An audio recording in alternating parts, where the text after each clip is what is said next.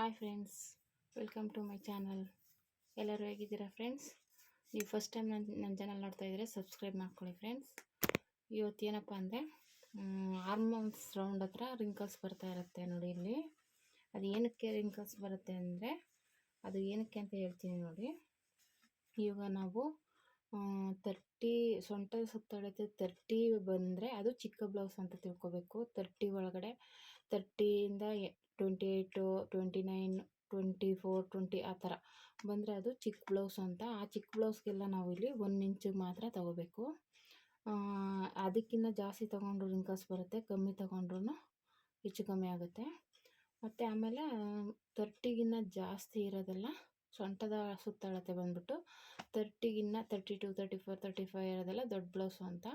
ಆ ಬ್ಲೌಸ್ಗಳಿಗೆಲ್ಲ ನಾವು ಬಂದು ಇದು 1 ಕಾಲು ತೊಗೋಬೇಕಾಗುತ್ತೆ ಫ್ರೆಂಡ್ಸ್. 1 ಇಂಚು 30 ಒಳಗಡೆ ಇದ್ದರೆ 1 ಇಂಚು, 30 ಮೇಲಿದ್ದರೆ 1 ಇಂಚು ತೊಗೋಬೇಕು.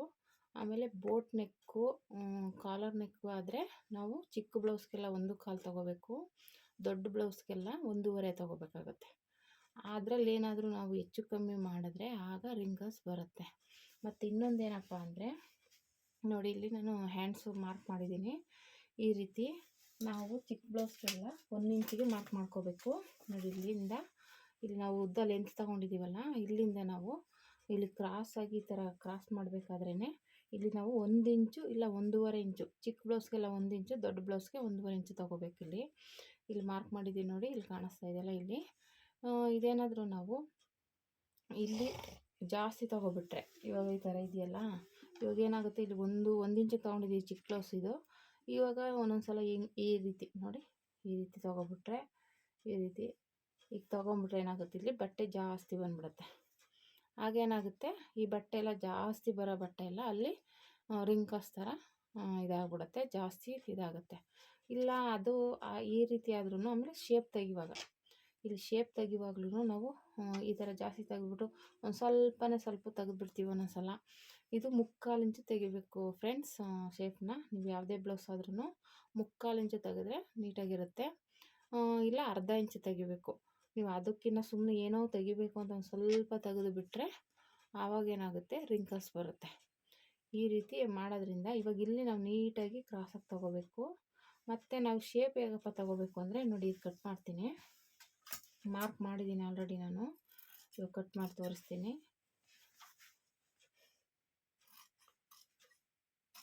ಈ ರೀತಿ ಕಟ್ ಮಾಡ್ಕೊಂಡಾದ್ಮೇಲೆ